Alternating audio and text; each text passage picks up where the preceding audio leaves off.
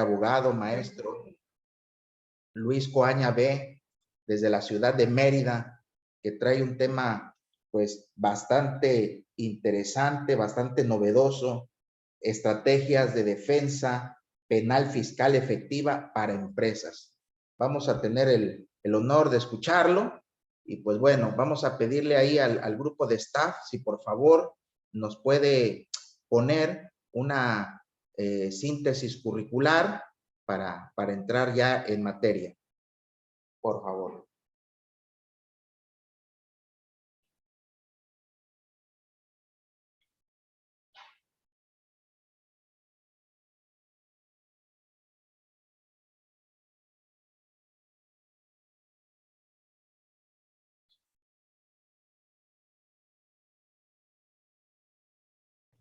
No hay audio. No hay audio. Algo pasó ahí con el audio.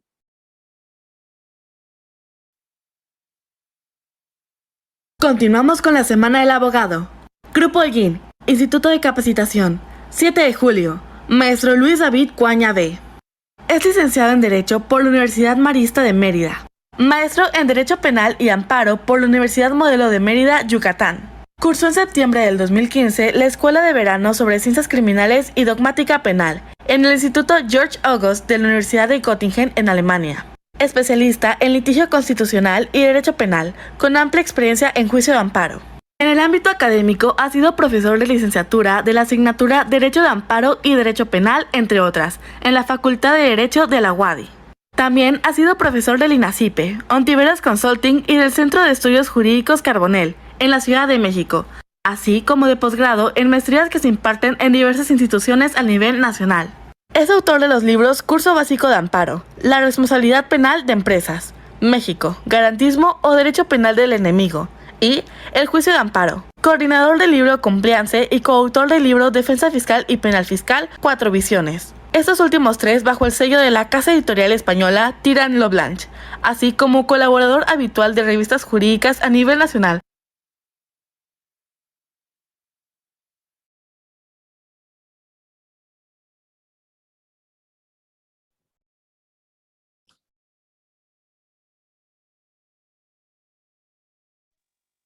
Su audio, doctor. ¿Qué audio, doctor? Ok. Pues muchas gracias, mi estimado Luis Coaña B, por aceptar la invitación, por esta casa de Instituto de Capacitación Grupo Holguín. Estamos agradecidos por su presencia en la Semana del Abogado. Y bueno, usted tiene libertad de cátedra, así que como usted vaya viendo los temas, preguntas al final o las va contestando, tiene toda la libertad. Y bueno, le cedo el micrófono y adelante, maestro. Muchas gracias, Luis Miguel, muchísimas gracias. Bueno, en primer lugar, pues por la invitación, desde luego formulada para participar con ustedes, con Grupo Holguín Capacitación, en el marco de esta Semana del Abogado, que bueno, sabemos que en sí el Día del Abogado, pues todavía faltan algunos días, pero pues ya nos gusta festejar por anticipado, ¿no? Entonces, vamos a iniciar con la charla del día de hoy. Muy agradecido, por supuesto, con esta invitación. Muchas gracias a todos y cada uno de los asistentes que se encuentran aquí con nosotros, acompañándonos durante el siguiente par de horas. Vamos a hablar de un tema y voy a tratar de hacerlo de la manera más ágil posible, de la manera más práctica posible, porque creo que el tema es así, es un tema que amerita precisamente ser expuesto de esa manera, ¿no? Ser expuesto de manera ágil, sencilla, práctica, de modo tal que lo que voy a estar haciendo, pues es vamos a dar la charla. Terminamos alrededor de 6:20, 6:30 más o menos de la tarde y damos pie a todas las preguntas, a todas las dudas, todo lo que pueda ir surgiendo a lo largo de la charla, las vamos a dejar para el final, así que adelante, vayan apuntando ahí las preguntas que quieran, porque, bueno, vamos a iniciar, que ahora sí que el tiempo es breve y la información es bastante. Y bueno, nos toca el día de hoy exponer un tema que además, fíjese que es un tema que me ha tocado paulatinamente irme, pues ahora sí que empapando, ¿no? A mí me da muchísimo gusto poder participar, por supuesto, pues, dentro de lo que es la comunidad de fiscalistas, a la que desde luego pertenece el Grupo Holguín, porque, bueno, tengo que confesarlo, ¿no? La realidad es que en mi caso, y siempre lo digo cuando inicio alguna charla en materia de defensa penal fiscal, pues en mi caso yo no me considero propiamente un abogado fiscalista. Yo creo que abogados fiscalistas destacados, ¿no? Como por ejemplo quienes encabezan este instituto, pues por supuesto, y en mi caso, pues la realidad es que mi aproximación con la materia fiscal ha sido más bien desde la vertiente penal.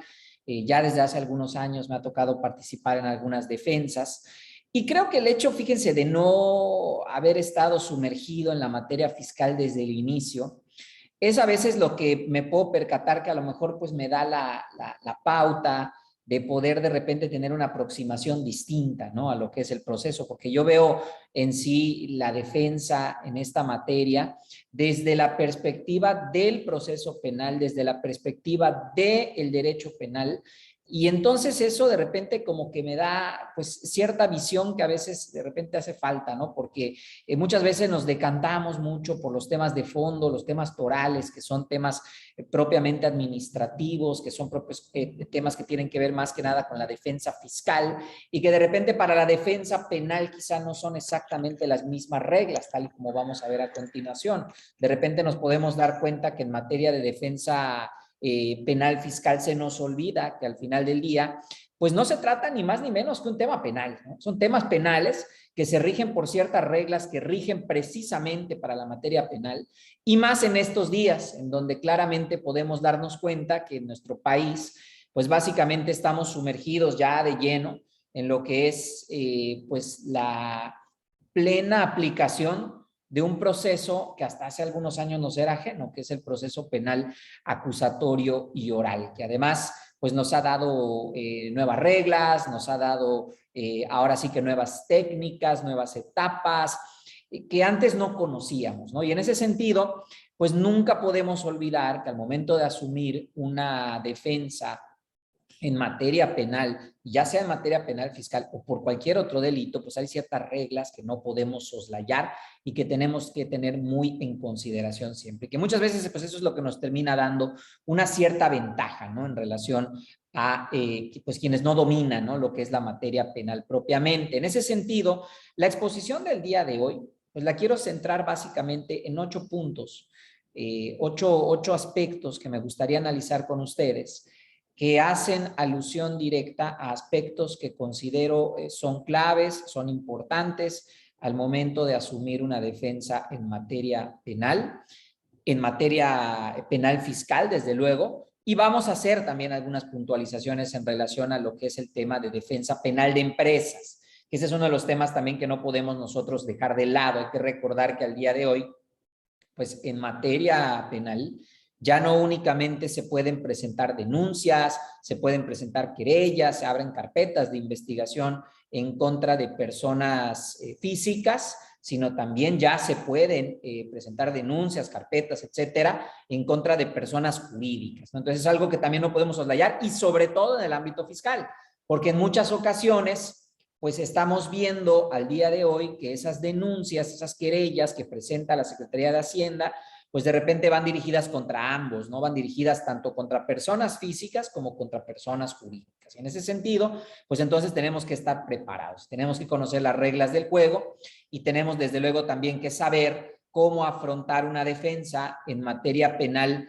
fiscal por personas físicas, pero también por personas jurídicas, que de repente tienen algunos aspectos que son propios del proceso penal para las personas jurídicas. Entonces, vamos a iniciar, si les parece, con la exposición del día de hoy. Voy a tratar de ser ahora sí que lo más ágil, porque también me interesa, desde luego, pues ahora sí que todas las preguntas y dudas que puedan ir surgiendo de lo que es la charla del día de hoy. Rápidamente nada más voy a compartir la pantalla para que podamos iniciar. Vamos a ver si... A ver, según yo, ya se debe de ver la pantalla. A ver. Gracias. Bien. Entonces, ya la tenemos ahí. Muy bien. Vamos a tocar 8 puntos y ahorita los voy a ir explicando cada uno de ellos. Vamos a tocar 8 puntos que me gustaría dejar muy en claro, que creo que son temas que se tienen que vislumbrar sí o sí en cada una de las defensas en materia penal fiscal, pues que se asuman, ¿no? En primer lugar, no podemos nosotros asumir una defensa por cualquier delito. Hagamos de lado el tema fiscal.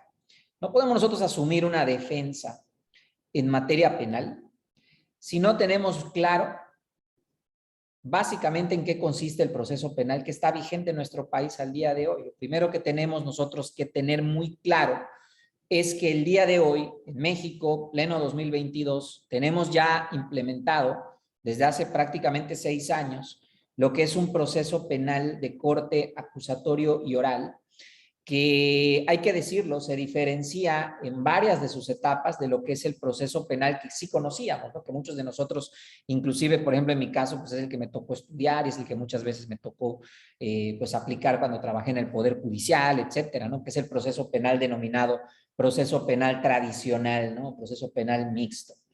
Ahora, algo muy importante también que hay que tomar en consideración es que debido al momento que se vive hoy en el país, sobre todo en muchos temas fiscales, hay que recordar que pese a que ya tenemos vigente plenamente en todo el país lo que es el proceso penal acusatorio y oral que está regido en el Código Nacional de Procedimientos Penales, no podemos soslayar que todavía existen muchos expedientes, muchas causas penales que están abiertas todavía por procesos que se rigen bajo las reglas del viejo sistema, bajo las reglas del sistema tradicional. Y sobre todo, si tomamos en consideración que el tema relativo a los delitos fiscales, pues se revisan por lo regular, cuando estamos hablando ya de una causa penal, es porque estamos hablando de un ejercicio fiscal de hace 4, 5 o 6 años, que era cuando todavía estaba en vigor el sistema tradicional, razón por la cual pues todavía nos encontramos con muchísimos expedientes, con muchísimas causas penales que están vigentes al día de hoy, que todavía no tienen sentencia y que se rigen por las reglas que estaban establecidas en el ya abrogado al día de hoy Código Federal de Procedimientos Penales. Pero como son todavía causas penales que están abiertas, pues también hay que tenerlas en consideración. Ahora, dejando de lado ese momento de tránsito, por así llamarle, que vivimos en nuestro país respecto a la dualidad de procesos penales vigentes, y centrándonos en lo que es el proceso penal acusatorio y oral, hay que recordar que este es un proceso penal que si bien es cierto, digamos, se diferencia de lo que es el sistema tradicional en cuanto a que este es un proceso que privilegia sobre todo el uso de salidas alternas, que privilegia sobre todo el uso de formas de terminación anticipada del proceso, que busca que de alguna manera el imputado, la autoridad y la víctima se pongan de acuerdo, negocien, lleguen a alguna posible solución del conflicto y con ello nos evitemos el proceso, ¿no? Eso es algo que tenemos que tener muy claro y aunque pueda sonar como una verdad de perogrullo, como le llaman ahí, pues sí, la realidad es que al día de hoy no nos podemos dar el lujo de que todos y cada uno de los casos lleguen a la etapa de enjuiciamiento, lo que es la etapa de juicio oral. Si llegamos a la etapa de juicio oral todos nuestros procesos, el sistema va a quebrar, pero también nosotros como abogados, pues va a ser un poquito difícil, ¿no? Compaginar agendas, sobre todo cuando se trata de un juicio oral que, bueno, en materia, por ejemplo, de delitos fiscales, un juicio oral de repente puede tardarse en desarrollar un par de semanas como mínimo, ¿no? De días consecutivos de audiencia que se tienen que estar llevando y de repente si en tu despacho pues, tienes otros asuntos que atender, pues resulta que durante 2 semanas vas a estar yendo a diario al juzgado, al tribunal de juicio oral, a estar desahogando audiencia durante 5 o 6 horas y eso puede ocasionar pues que desatiendas lo demás, ¿no? Entonces, esas complejidades que de repente trae consigo el tener que desahogar un juicio oral al final, pues hace que necesariamente se tengan que privilegiar esas salidas alternas. Entonces, tenemos que tener también ese conocimiento de que de cara a lo que es el sistema procesal penal acusatorio y oral, hay múltiples salidas alternas. Hay acuerdos reparatorios, hay la posibilidad de celebrar acuerdos reparatorios, hay la posibilidad de ir a un procedimiento abreviado, existe posibilidad, por ejemplo, inclusive de optar por lo que ahora se denominan los criterios de oportunidad, que es uno de los temas interesantes que se han venido desarrollando en la legislación procesal penal, sobre todo en los últimos años, ¿no? Y ahora, algo que tampoco podemos soslayar Ya dijimos que tenemos que tener muy clara la estructura, las bases de lo que es el proceso penal acusatorio y oral vigente, porque ese es el proceso sobre el que se va a seguir, obviamente, pues todo lo que es tanto la primera etapa de investigación como la segunda etapa de investigación complementaria, la etapa intermedia, el juicio oral. Ahora, en materia fiscal o en materia de delitos fiscales, no podemos olvidarnos que el Código Fiscal de la Federación tiene sus reglas especiales, vamos a llamarle así. Si nosotros revisamos, pues lo que es básicamente la literalidad de los artículos 92 hasta el 115 del Código Fiscal de la Federación, vamos a encontrar que ahí vienen establecidas varias reglas que son propias del proceso penal por delitos fiscales. Ojo, aparentemente, si uno se pone a leer este capítulo que va del 92 al 115 del Código Fiscal, te dice de los delitos fiscales. Pero si se ponen a leer detalladamente lo que son, al menos los artículos del 92 al 100, no te habla de delitos fiscales, no te habla de tipos penales. Te habla de temas que son estrictamente procesales y que son reglas especiales que aplican única y exclusivamente al proceso penal por delitos en esta materia, ¿no?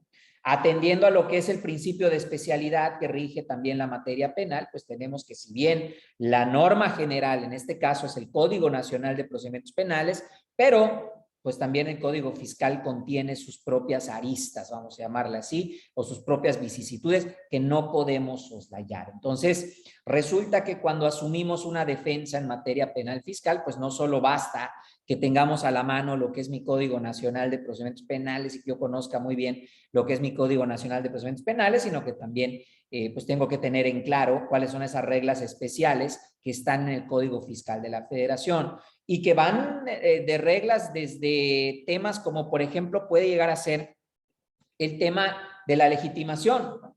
Vemos que el Código Fiscal de la Federación en el artículo 92, por ejemplo, establece reglas específicas de en qué casos se requiere la presentación de una querella, de una declaratoria de perjuicio o de una declaratoria de contrabando de mercancías, según sea el caso, ¿no? Y vemos que el Código Fiscal de la Federación pues establece estas reglas específicas, ¿no? Y te dice, bueno, si vas a denunciar, vas a presentar una querella por alguno de los delitos que están en los artículos 105, 108, 109, que bueno, el 108 y 109 sabemos es quizá el que mayormente se suele querellar, que es la defraudación fiscal y su equiparable, el 110, el 111, el 112, el 114, ¿no?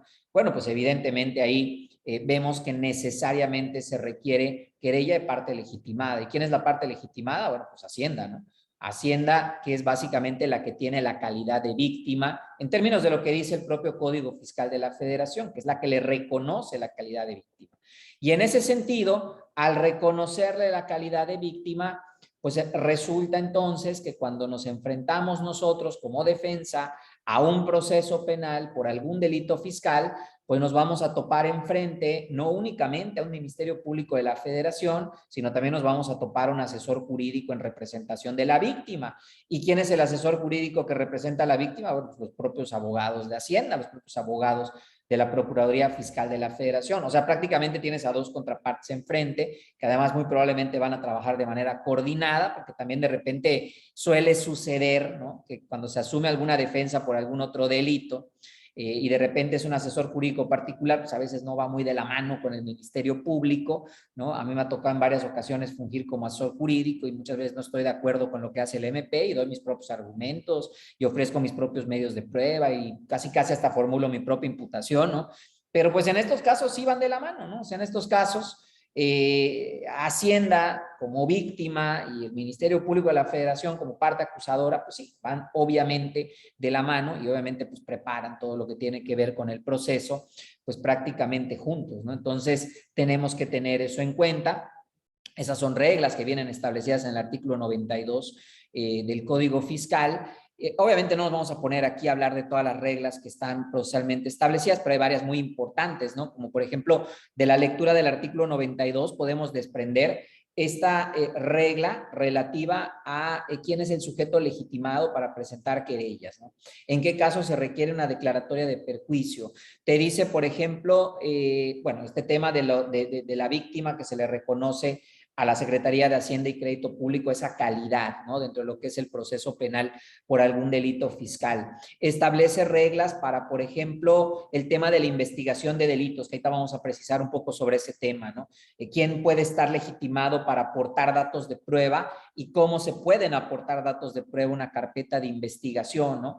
Entonces, vemos que contiene lo que son estos artículos del Código Fiscal, reglas especiales, insisto, que pues hay que prestarles atención, ¿no? Hay que tomarlas en consideración y no podemos soslayarlas, ¿no? Al momento en el que nos enfrentamos, repito, a una defensa por algún delito de índole fiscal. Ahora, algo que es muy importante y que pues ahora sí que en los casos en donde me ha tocado participar del lado de la defensa por delitos en esta materia, algo que siempre he visto que de repente causa mucha duda es el tema de si verdaderamente el Ministerio Público de repente tiene o no tiene una carpeta de investigación en contra de X o Y persona. O sea, de repente como que causa mucho miedo, ¿no? Sobre todo cuando nunca nos hemos enfrentado a un proceso penal como tal, pues de repente causa mucho miedo, causa mucha confusión, el que de repente, pues bueno, resulta ser que me llega algún citatorio o me va a entrevistar algún policía federal, ¿no? Para efectos de lo que es su IPH, yo de repente como que no sé qué hacer, ¿no? Como que de repente no sé, oye, ¿qué hago? Me van a arrestar en este momento, hay una orden de aprehensión. Hay mucha confusión en ese sentido. Uno de los puntos que desde luego hay que siempre ponderar, pero sobre todo hay que buscar privilegiar, es el tema de, en la medida de las posibilidades, desde luego, tratar de realizar una revisión íntegra de la carpeta de investigación y de los datos de prueba que obran en ella, ¿no? Déjenme decirles algo que creo que es muy importante saber. El tema de la revisión íntegra de una carpeta de investigación, de hecho, forma parte medular del ejercicio de defensa, que incluso se puede realizar desde un estadio muy temprano de lo que es la carpeta de investigación, es decir, el conocer, el acceder a los datos de prueba que ya obran en una carpeta de investigación me permite hacer muchas cosas. Me permite planear una estrategia, me permite designar un abogado, me permite ofrecer datos de prueba, me permite solicitar el no ejercicio de la acción penal, me permite impugnar las distintas decisiones que se vayan emitiendo dentro de la carpeta de investigación. Es decir, puedo ahora sí que hacer varias cosas que si no conozco la carpeta o no he accedido a la carpeta o no se me ha reconocido la calidad de imputado para efectos de poder imponerme de los datos de prueba que ya obran en esa carpeta de investigación, pues de repente me puedan dejar como que en un estado de incertidumbre, ¿no? Ahora, ¿cómo puedo? Porque ese es un tema, ahora sí que de repente causa bastante incertidumbre. ¿Cómo le puedo hacer para acceder a una carpeta de investigación que presumiblemente sé que existe, pero que a lo mejor no tengo la certeza de que realmente existe? Y bueno, yo me quiero enterar, ¿no? Y ahí, pues es donde entra sobre todo el tema del famoso amparo exploratorio, ¿no? Y los amparos que se promueven de repente contra posibles órdenes de aprehensión que puedan estar expedidas. Pero déjenme decirles algo. La realidad es que al día de hoy, si tú, por ejemplo, promueves un amparo exploratorio contra una posible orden de aprehensión, pues a lo mejor si no hay una orden de aprehensión propiamente, a lo mejor no va a salir nada, ¿no? Pero eso no quiere decir que no exista una carpeta de investigación en tu contra, ¿no? Entonces, no te garantiza nada al final del día. Entonces, ¿cómo le puedo hacer para, hasta cierto punto, pues sí, tener la certeza, ¿no? De la existencia de una carpeta? Hay dos maneras. La primera, haciendo una solicitud formal cuando tú ya, y voy a partir de dos hipótesis distintas. La primera hipótesis es en los casos en donde tú ya sabes que sí existe una carpeta de investigación, incluso ya hasta tienes los datos. ¿Cómo te enteraste? Te dieron un pitazo, porque te enteras, bueno, no es nada fuera de lo común que te enteres a través de medios como por ejemplo redes sociales, medios de prensa, o sea, a veces se sabe antes, ¿no? Allá afuera que hay una carpeta en tu contra que tú mismo, ¿no? O de plano, porque inclusive pues ya se realizó un acto de molestia en tu contra, ¿no? Derivado de esa carpeta de investigación. Y ahí es donde viene un punto interesante, porque, a ver, suponiendo que ya se hubiese realizado algún acto de molestia en tu contra, como por ejemplo que se pretenda recibir tu entrevista, ¿no? Ese es un momento clave, desde luego, para poder realizar el acceso a una carpeta de investigación. ¿Cómo puedo yo saber si se pretende recibir? Bueno, pues regularmente recibes un citatorio, ¿no? Recibes un citatorio para que comparezcas ante la Fiscalía General de la República. Hay que leer muy bien esos citatorios porque hay que ver primero en qué calidad me van a citar. ¿Me van a citar en calidad de testigo? ¿Me van a citar en calidad de imputado o en calidad de qué, no? Si me citan en calidad de imputado, pues hay unas palabras claves ahí que de repente se suelen utilizar, que son, por ejemplo, el que se cita en calidad de imputado a una persona y por lo regular pues se le dice que debe de contar con un abogado, ¿no? O que tiene el derecho a llevar un abogado que está ahí presente o se le nombra a uno. Si tú ves que dice eso, pues básicamente es porque vas a ir en calidad de imputado, ¿no? Si ves que no incluye una leyenda semejante, ¿no? Bueno, pues es porque probablemente vas en tu calidad de testigo, sin embargo, nunca está de más precisarlo al inicio de la diligencia, ¿no?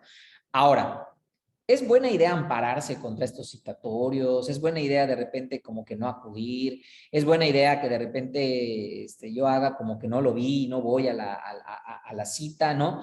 La verdad, déjeme decirles algo, no es una buena idea por varias razones, ¿no? La primera razón, pues es porque estás perdiendo una gran oportunidad. ¿Y cuál es esa gran oportunidad? Bueno, pues de entrada, si ya está la carpeta de investigación en tu contra, bueno, ya en ese momento no te la vas a poder quitar de encima. Lo que sí puedes hacer es acudir, imponerte la carpeta, nombrar a un abogado y reservarte el derecho, ¿no? Y ya más adelante, pues entonces empiezas a planear tu estrategia, pero cuando menos ya tienes certeza de la carpeta, de lo que hay y de lo que voy a hacer, ¿no? Para poder combatir buscando un no ejercicio de la acción penal, o en su caso, si me citan una audiencia inicial, bueno, pues buscar una no vinculación a proceso, ¿no? Ahí ya yo tendré que planear mi estrategia. Pero, en primer lugar, pues la primera recomendación sería, si recibes un citatorio para que acudas a una entrevista ante el Ministerio Público en tu calidad de imputado por posibles delitos fiscales, lo mejor que puedes hacer es acudir. Lo peor que puedes hacer es no acudir, porque además de que dejas pasar la oportunidad, hay algo muy importante que ahorita vamos a tocar también un poquito más adelante, que es el tema relativo a esta posibilidad que tú dejas abierta de generar una hipótesis de posible riesgo de fuga, ¿no? O sea, oye, te citó una autoridad y no estás yendo a tus entrevistas, ¿no? Entonces, ya estás empezando a dejar ciertos antecedentes ahí que de repente, bueno, pues me podría jugar en mi perjuicio, ¿no? Para más adelante, ¿no? No en ese momento a lo mejor, pero sí para más adelante. Entonces, eso también habrá que tomarlo en consideración. Recomendación, acudir, revisar, pedir copia, obviamente nombrar a un abogado. Recuerden que el abogado puede ser público, puede ser particular, según sea el caso, nombrar al abogado, etcétera, ¿no? Entonces, esto con la finalidad de poder planear una estrategia. O sea, de poder planear una estrategia de defensa, repito, desde un estadio temprano de la carpeta de investigación, porque también hay que algo muy importante, ¿eh? Si el Ministerio Público no quiere, no te cita. O sea, si no quiere, no te cita en toda la etapa de investigación inicial. Y no tiene la obligación de hacerlo. A diferencia de lo que sucedía en el sistema tradicional, en donde por ley el Ministerio Público tenía la obligación de recabar la que se denominaba la declaración ministerial del imputado. En el nuevo sistema no existe eso. O sea, en el sistema procesal penal, acusatorio y oral, eso no existe. ¿Eso qué quiere decir? Que el Ministerio Público no tiene la obligación de recabar tu entrevista. Si no quiere, no la recaba, ejerce acción penal con los datos de prueba que tiene y te citan, pero hasta que estemos en la audiencia inicial y defiéndete ahí, ¿no? Entonces, siempre será mejor poder planear una estrategia de defensa desde un estadio temprano. Ahora, también cabe la posibilidad, ojo, también cabe la posibilidad de que en ciertos casos se pueda llegar a promover un amparo. Fíjense que recientemente la Corte sentó un criterio, y lo voy a poner aquí en la pantalla para que lo tengan a la vista, que es este que tienen acá, que es reciente, por eso no les pongo de hecho la jurisprudencia porque todavía no se publica, pero esta es la nota de prensa que saca la Corte ahora, y dice, es improcedente la demanda de amparo, dice, promovida por quien sospecha ser investigado, dice, por un hecho considerado como delito, y le niegan el acceso a una carpeta de investigación, dice, pues solo tiene ese derecho hasta que sea privado de su libertad, citado a comparecer o afectado por otro acto de molestia, dice, realizado en su contra con el carácter de imputado. O sea que si tú pones en tu demanda de amparo, básicamente lo que aquí dice la Corte es que si tú en tu demanda de amparo le dices al juez de distrito que tienes la sospecha de que existe una carpeta de investigación, lo que el juez de distrito te va a decir, bueno, entonces te voy a desechar tu demanda de amparo, no tienes interés, es improcedente esta demanda. Pero si leemos, y repito, esto es con la nota periodística, obviamente habrá que ver la ejecutoria, ¿no? Pero pues ahorita no la tenemos todavía disponible, entonces trabajamos con lo que tenemos, y dice, fíjense en el párrafo 1, 2, 3, 4, en el cuarto párrafo, fíjense cómo dice, creo que aquí está la clave, dice, cuando una persona promueve una demanda de amparo indirecto, dice, contra la negativa u omisión del Ministerio Público de permitirle el acceso, dice, a la carpeta de investigación, pero del escrito de demanda y sus anexos solo se advierte la mención de tener una sospecha o temor de ser investigada, dice, y además no se observa la existencia de un acto de molestia concreto, dice, y entre paréntesis dice detención u orden de comparecencia, será procedente desechar de plano la demanda de amparo. A ver, o sea que, contrario censo, ¿esto qué quiere decir? Esto quiere decir que si mi demanda de amparo, mi acto reclamado, es una orden de comparecencia, por ejemplo, bueno, pues entonces no me la puedes desechar, ¿no? No me puedes desechar mi demanda porque, pues entonces se trata de un acto de molestia concreto, ¿no? Y como es un acto de molestia concreto, pues mi demanda la tienes que admitir. Y resulta que si admites mi demanda, le vas a pedir su informe justificado a la autoridad responsable. Y la autoridad responsable, obviamente, pues tiene que informar si existe o no existe esa carpeta de investigación. Y si informa que la carpeta de investigación sí existe, pues resulta que tiene que acreditar su existencia. Y si acredita su existencia, pues entonces la tiene que adjuntar a su informe justificado. Y si la adjunta a su informe justificado, pues tú ya la puedes revisar a través del amparo. Y la puedes revisar y le puedes sacar copias y puedes hacer todo lo que quieras. Es decir, básicamente lograste el objetivo, ¿no? Si no, insisto, esto es en aquellos casos en donde de plano se te niegue el acceso a una carpeta de investigación, a pesar pues de que tú ya sabes que existe una carpeta de investigación en tu contra, que esto es algo que también se suele muchas veces utilizar, ¿no? Sobre todo en este tipo de casos por delitos fiscales, en donde el sigilo pues es una de las principales aristas, ¿no? Que se suelen manejar dentro de este tipo de carpetas de investigación, sobre todo en ciertos casos, ¿no? Otro punto muy importante, hay que revisar que haya un cumplimiento estricto de los requisitos de procedibilidad. Ahorita veíamos el tema de los requisitos de procedibilidad que están en el 92, el tema de la querella, veíamos el tema de la declaratoria de contrabando, de mercancías, de la declaratoria de perjuicio. Y fíjense que en el caso de los procesos para personas jurídicas, enfocándonos un poco a ese tema, sucede algo muy interesante, que es que conforme a las reglas que hoy están previstas en el Código Nacional de Procedimientos Penales, en el artículo 421 del Código Nacional, fíjense que el 421 del Código Nacional dice, me voy a permitir leérselos de manera textual, ¿no? Para que todos estemos en la misma sintonía. Dice así el artículo 421, que es donde habla del proceso para personas morales, y dice: las personas jurídicas serán penalmente responsables, dice, de los delitos cometidos a su nombre, por su cuenta, en su beneficio o a través de los medios que ellas mismas proporcionen, dice. Cuando se haya determinado que además existió inobservancia del debido control en su organización, dice.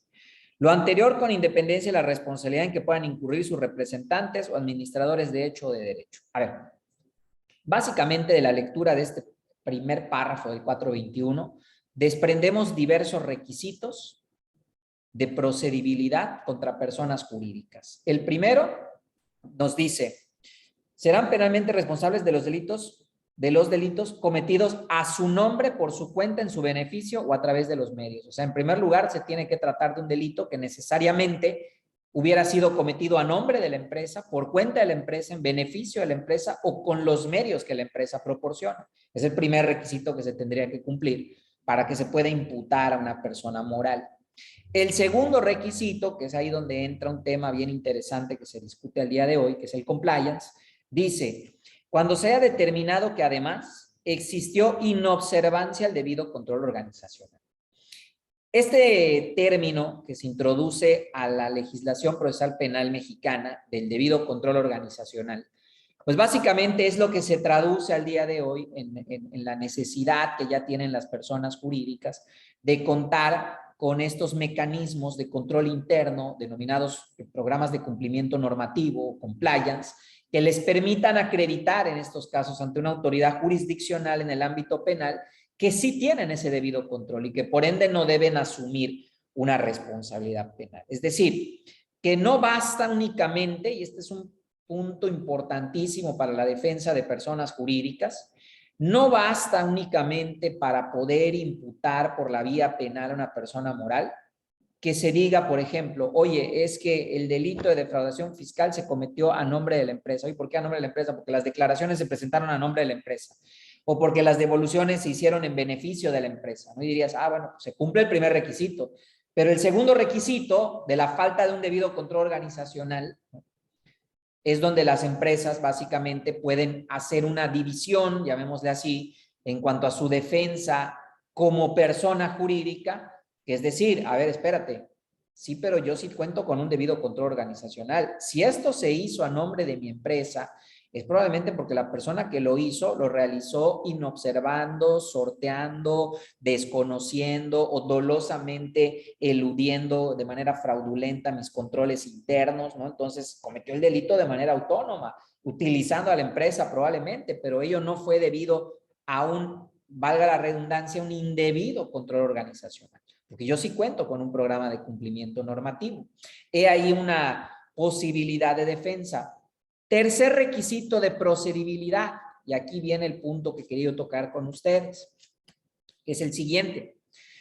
De la lectura del propio artículo 421 del Código Nacional de Procedimientos Penales, en su párrafo último, dice: las personas jurídicas serán penalmente responsables, dice, únicamente por la comisión de los delitos previstos en el catálogo, dice, dispuesto en la legislación penal de la Federación y de las entidades federativas.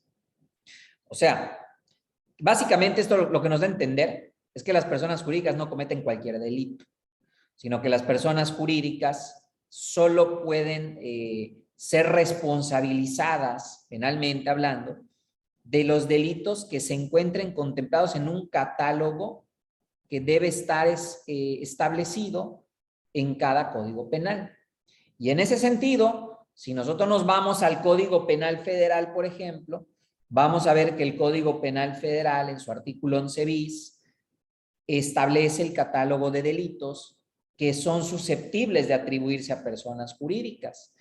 Y si revisamos ese catálogo de delitos, vamos a encontrar que en el inciso o en el apartado B, que es donde habla de los delitos federales que están contemplados en ordenamientos distintos al Código Penal Federal, se encuentran previstos los delitos fiscales, pero no todos.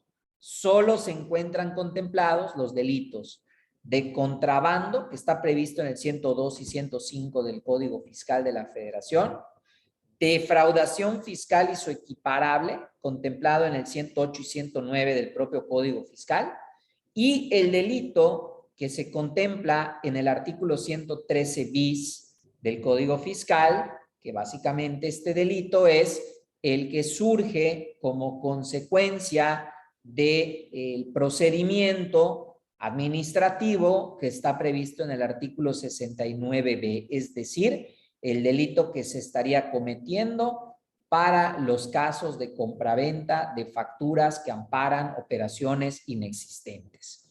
En ese sentido, esos son los únicos delitos que en el ámbito fiscal se pudiera atribuir a personas jurídicas, lo que quiere decir que si, por ejemplo, a alguna persona jurídica se le pretendiera atribuir algún delito diverso a los que hemos mencionado, por ejemplo, ¿no?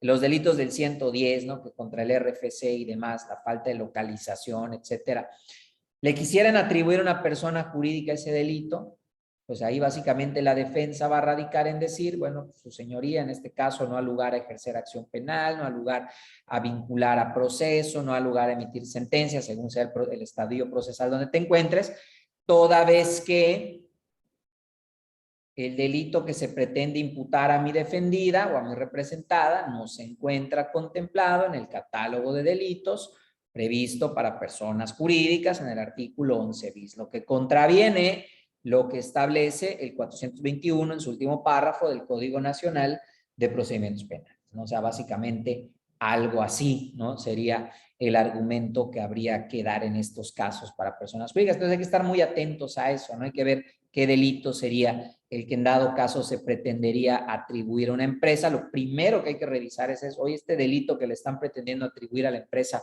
¿es un delito que es susceptible de atribuirse a personas jurídicas, sí o no? No me van a ustedes a creer, pero me ha tocado participar prácticamente ya en aproximadamente 5 o 6 defensas de empresas por la vía penal. Y en todas no ha fallado que el Ministerio Público pretenda atribuir un delito que no está en un catálogo de delitos, ¿no? Para personas jurídicas. Algo que uno diría, bueno, es que esto está fácil de entender, ¿no? O sea, esto es algo sencillo. Bueno, pues pareciera que en la práctica no es así, ¿no? Porque sí pareciera ser que está muy claro, ¿no? Oye, solo le puedes imputar los delitos que están en el catálogo de delitos y nada más, ¿no? Y resulta que cuando llegamos a las audiencias, pues nos salen con que nos imputan un delito que no está en el catálogo y pues nos hacen la vida fácil, ¿no? Porque realmente nosotros lo único que tenemos que decir es eso, ¿no? Ah, pues este delito no está en el catálogo, razón por la cual no ha lugar a vincular a proceso, ¿no? Entonces, y además ya ha sido un criterio incluso que se ha reiterado ya, incluso en algunos amparos, ¿no? Entonces, bueno, ahí tenemos ese tema. Otro punto importantísimo cuando se asume una defensa, yo les decía hace un momento que el proceso penal que está vigente al día de hoy en nuestro país, el proceso penal acusatorio y oral, pues es un proceso que evidentemente, digamos, tiene múltiples salidas alternas, ¿no? Y tiene múltiples aristas que lo hacen asequible, ¿no? A acudir a alguna de las salidas alternas. En ese sentido, de repente hay que revisar las posibilidades que pudieran existir de poder optar por un acuerdo reparatorio, de poder optar por un procedimiento abreviado, que alguien diría, oye, ¿quién le recomendaría a su cliente un procedimiento abreviado? Bueno, pues es que la norma, al día de hoy, establece esa posibilidad. Y déjame decirte algo, en muchas ocasiones es preferible eso a que nos garanticemos un litigio donde probablemente vamos a perder al final del día. Sabemos que además en temas fiscales, pues como dice, ¿no? Ahora sí que la legislación que está prevista a partir del año 2020, si de por sí ya se trataba de una legislación que le daba muchas herramientas a la autoridad fiscal, a partir de 2020 triplicó la apuesta, ¿no? Y si a eso le agregas que los criterios que se están manejando en muchos juzgados pues son pro Hacienda, bueno, pues ya ahí prácticamente estás enfrentando con todas las de perder. No estoy diciendo que no se puedan obtener resultados favorables, desde luego que se puede, para eso trabajamos, ¿no? Pero, insisto, si existe la posibilidad y es benéfico y es asequible y es viable poder optar, por ejemplo, por alguna salida alterna, por ejemplo, por algún abreviado, ¿no? Por ejemplo, por alguna suspensión condicional del proceso, algún acuerdo reparatorio, hay que, como mínimo, contemplar la posibilidad. Contemplar la posibilidad, analizarla, ver su viabilidad, ver si se puede hacer, si no se puede hacer, ¿no? Si no se puede hacer, pues ni hablar, nos vamos al juicio oral y ya está, ¿no? Pero sí, como mínimo, no descartar de antemano la posibilidad. Comentaba yo, hace un momento veía yo una compañera abogada penalista que decía que el día de ayer llevó una audiencia en materia penal donde el juzgador la felicitó porque al final del día, pues se ahorraron el litigio y llegaron a una negociación entre las partes y punto. Y el juzgador les dijo, oye, qué bueno que pudieron arreglar los problemas, las felicito, ¿no? A ustedes como abogadas penalistas que optaron por esta salida y punto, ¿no? Y yo lo que le decía era eso, o sea, le digo, bueno, es que la realidad es que yo creo que al día de hoy, esos abogados que se la pasan en pleito todo el día, ¿no? Y que todo lo quieren llevar a juicio oral, y que si no funciona el juicio oral nos vamos a la apelación, y si no funciona la apelación nos vamos al amparo, y si no funciona el amparo nos vamos a la corte, y si no funciona la corte nos vamos a la Corte Interamericana. O sea, sí habrá casos en donde haya que hacer eso, por supuesto que sí, pero no en todos los casos, ¿no? Sino que habrá casos en donde habrá que analizar, ¿no? Oye, ¿vale la pena? ¿Qué tal si le pago mejor? Hace algunos años, por ejemplo, nos tocaba precisamente redactar una demanda de amparo directo para un cliente español, que nosotros no llevamos el proceso penal, solo llevamos el tema del amparo. Y una de las cosas que nos decía al inicio, cuando empezamos con el tema del amparo, nos decía, es que si yo hubiera sabido en su momento que podía pagar y me ahorraba esto, lo hacía, pero nunca me lo dijeron, dice, y ahora pues resulta que ya me dictaron una sentencia condenatoria, ya no puedo pagar, o sea, ahorita tengo que forzosamente irme al amparo, ¿no? Entonces, de repente, pues es eso, ¿no? O sea, como que hay que, como mínimo, informar de la posibilidad. Oye, fíjate que nos están ofreciendo esto, ¿eh? Un abreviado. Oye, ¿y qué significa el abreviado? Bueno, un abreviado significa que te van a dictar una sentencia condenatoria, pero en lugar de que te pongan 10 años de prisión, nos ofrecen 4. Y resulta que con los 4 años de prisión, tú alcanzas beneficios, lo que implica que vamos a solicitar el beneficio de condena condicional, como es primera vez que se te acusa un delito, puedes acceder al beneficio de condena condicional y con la condena condicional no vas a pasar ni un solo día en la cárcel. Perfecto, ¿no? Hay personas que te van a decir, yo lo que quiero es eso, o sea, no quiero pisar la cárcel, ¿no? Oye, pero vas a tener antecedentes, no, no me interesa, yo lo que quiero es no pisar la cárcel, ¿no? Y ya quitarme de este problema de encima. Ok, bueno, pues habrá que hacerlo, ¿no? Entonces, no nos olvidemos que muchas veces lo que hay que privilegiar es eso, la libertad de las personas, ¿no? En derecho penal, lo que principalmente se privilegia precisamente es la libertad de las personas. Los criterios de oportunidad, ese es otro tema al que en nuestro país le hace falta seguir explorando en la praxis. Los criterios de oportunidad son aquella posibilidad, digo, hay varias posibilidades, pero una de las más interesantes es la posibilidad de que el imputado coadyuve con el Ministerio Público para efectos de poder determinar en estos casos, pues algún delito más grave del que le estuvieran atribuyendo. Y en el caso de la materia fiscal, pues te dice, ¿no? Bueno, pues que me logres arrojar información sobre el beneficiario final, por ejemplo, ¿no? Si me arrojas información sobre el beneficiario final, tú, imputado, tienes un beneficio. ¿Cuál es? Te voy a dar un criterio de oportunidad y para ti se extingue la acción penal, sobreseimiento. Entonces, esas son posibilidades que ofrece el proceso penal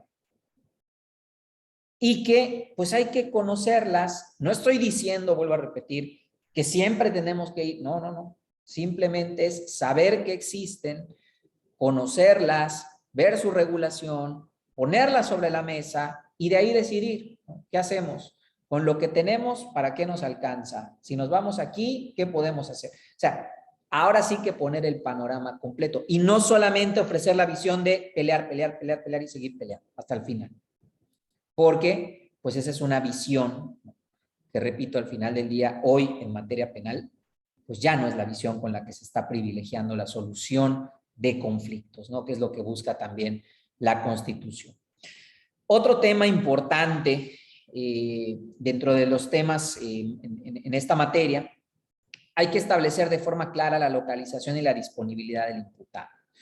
Eso de la localización y la disponibilidad del imputado es muy importante, sobre todo pensando que si ya nos vamos a enfrentar a lo que es un proceso penal, y ya sabemos que va a venir una audiencia inicial y va a venir un debate sobre vinculación a proceso, pues resulta que si de ese debate, que probablemente nosotros pues le tiramos todas las canicas a decir, no nos van a vincular a proceso, pero suponiendo que sí nos vinculen a proceso, tenemos que estar listos para el siguiente debate.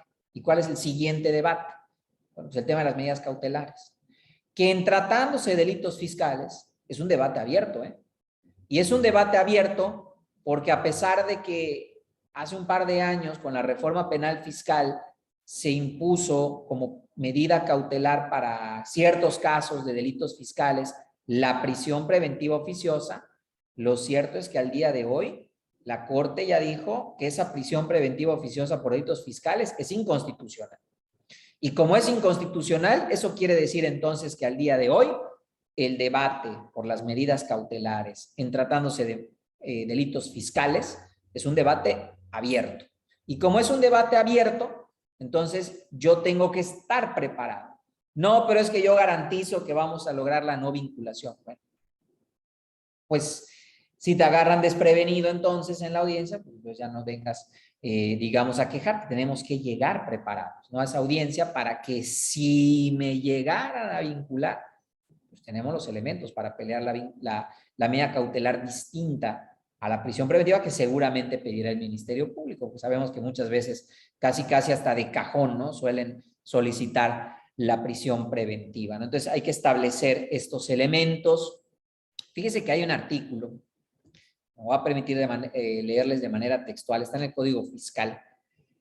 En el párrafo 5º del artículo 92, fíjese cómo dice.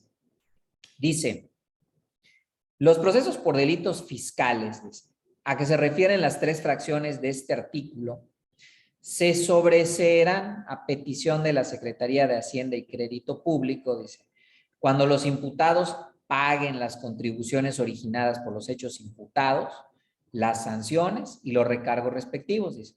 O bien esos créditos fiscales queden garantizados a satisfacción de la propia Secretaría, dice. Hasta ahí todo bien, ¿no? Pagas y se sobresee el proceso. Sin embargo, dice, la petición anterior, o sea, la de sobreseer, se hará discrecionalmente antes de que el Ministerio Público Federal y el asesor jurídico formulen alegatos de clausura, dice, y surtirá efecto respecto de las personas a que la misma se refiera. A ver, o sea, que básicamente, ¿esto qué quiere decir? Esto quiere decir que puede llegar un caso en donde yo le diga a Hacienda, oye Hacienda, ¿cuánto dices que te defraudé? No, 5 millones de pesos, incluyendo recargos, actualizaciones y demás. Ok, aquí están los 5 millones de pesos. Vamos a sobreseer el proceso, ¿no? Ya te pagué. Es un delito patrimonial cometido sin violencia, ya te devolví el dinero, ¿no? Ya estuvo, hasta aquí le llegamos. Y Hacienda dice, bueno, pero pues me reservo el derecho porque resulta que es un derecho discrecional y vamos a seguirle, ¿no? Bueno, y no se supone que esto básicamente riñe con una garantía constitucional, que es la garantía de seguridad jurídica. Oye, ¿qué seguridad jurídica tengo yo como contribuyente, como imputado de un delito, de que si reparo el daño, que además es uno de los fines constitucionales del proceso penal, si reparo el daño, pues yo ya no voy a tener ninguna consecuencia jurídica y ya reparé el daño? Como por qué seguirías avanzando en el proceso en mi contra, como por qué no pedirías el sobreseimiento, ¿no? Y la realidad es que el Código Fiscal pues no da absolutamente ningún motivo para ello. Es decir, simplemente dice es discrecional, ¿no? O sea que casi si le caes bien, pues va a pedir el sobreseimiento, si no le caes bien, seguirá el proceso penal, casi, ¿no? Entonces, obviamente este párrafo, pues es un párrafo que de repente riñe en principio con la garantía de seguridad jurídica de la Constitución, pero también riñe con un principio que rige en el proceso penal acusatorio y oral, que es el de igualdad entre las partes, ¿no? Que al final del día, pues si yo estoy reparando el daño, pues en este caso yo también debería de poder acceder a poder pedir el sobreseimiento del proceso, porque además fíjese cómo está redactado el artículo, dice, o sea, este artículo por donde le vean es inconstitucional, ¿eh? Fíjense cómo dice, los procesos por los delitos fiscales, dice, se sobreseerán a petición de la Secretaría de Hacienda. A ver, espérate, ¿no se supone que el sobreseimiento es una facultad del juzgador? O sea, es una facultad que el propio juez puede decretar a petición de parte. ¿A petición de qué parte? Pues de cualquiera de las partes en el proceso. Me lo puede pedir la víctima, me lo puede pedir el imputado, me lo puede pedir el Ministerio Público. Al final del día seré yo, juez, el que decida qué se sobresee y qué no se sobresee. Sin embargo, aquí, por la redacción del artículo, nos dice a petición de Hacienda, o sea, a petición de la víctima, a petición de una de las partes. Oye, ¿y dónde queda el principio de igualdad entre las partes y de igualdad de armas? Como por qué solamente una de las partes en el proceso tendría el derecho de solicitar un sobreseimiento y yo no. ¿Cuál sería el motivo, no? ¿Por qué no podría llegar con el juez y decir, oye, pues ya le pagué, sobresee el proceso? Entonces, este artículo, por donde se le vea, es inconstitucional. Es cuestión nada más de establecer una estrategia. Aquí básicamente el punto sería que digamos que el requisito sine qua non del que hay que partir es de que hay que pagar, ¿no? Básicamente aquí te dice, tienes que pagar para reparar el daño. Una vez que pagas, entonces aquí es donde se inicia la posibilidad de impugnar, porque actualizando el supuesto normativo del 92, párrafo quinto, lo que tendría uno que hacer es ir con el juez de control y solicitar una audiencia especial de sobreseimiento y decirle al juez de control, su señoría, le solicito el sobreseimiento con fundamento en el 92, párrafo quinto del Código Fiscal, toda vez que ya pagué la contribución que se me está supuestamente imputando, más sus recargos, más sus actualizaciones y demás, de si ya reparé el daño, solicito se sobresea en el proceso. Y que se realice una interpretación conforme de lo que dice el artículo 92 con lo que establece el Código Nacional en relación al principio de igualdad de armas. O sea, no hay que pedir que se inaplique el artículo, hay que pedir que se haga una interpretación conforme del mismo. Recuerden ustedes que los jueces de control ya tienen facultades para realizar, pues precisamente el control difuso de constitucionalidad. Y ese control difuso de constitucionalidad lo pueden hacer a través de las herramientas de interpretación conforme y de la técnica de inaplicación de normas. En este sentido sería la interpretación conforme. Ahora, si el juez te dice que no, pues entonces tienes el amparo, ¿no? Contra la negativa a sobreseer, básicamente sería un amparo contra la negativa a sobreseer en el proceso y dentro de ese amparo, el acto de aplicación concreto de la norma sería la negativa y el acto también sería la inconstitucionalidad del artículo 92, párrafo quinto, ¿no? Entonces, básicamente sería un amparo también contra normas. Bien, fíjese que el tema de la prescripción del delito es un tema al que hay que estar muy atentos. Voy rápidamente nada más a ubicarme en lo que dice el artículo 100 y de aquí les voy a mostrar un par de criterios que se han estado publicando últimamente. Fíjense cómo dice actualmente el artículo 100 del Código Fiscal. Dice, el derecho a formular querella, declaratoria y declaratoria de perjuicio de Hacienda, dice, precluye y por tanto se extingue la acción penal en 5 años, dice, que se computarán a partir de la comisión del delito. Dice. Este plazo será continuo y en ningún caso se interrumpirá. Luego dice, la acción penal en los delitos fiscales prescribe en un plazo igual al término medio aritmético de la pena privativa de libertad que señala este código, dice, para el delito de que se trate, pero en ningún caso será menor de 5 años, dice. Y luego ya te dice que con excepción de lo que disponga el 105 y 107 del Código Penal Federal, la acción penal en los delitos fiscales prescribe, conforme a las reglas aplicables previstas para dicho código. A ver, punto importante. Tenemos que partir de la base de que el artículo 100, en sus párrafos primero y segundo, establece 2 términos para la prescripción de delitos fiscales. Por un lado, el primer párrafo te habla de la prescripción del derecho a presentar una querella. Y el segundo párrafo te habla de la prescripción para el ejercicio de la acción penal, que son distintos. Son 2 cosas diferentes, no confundir.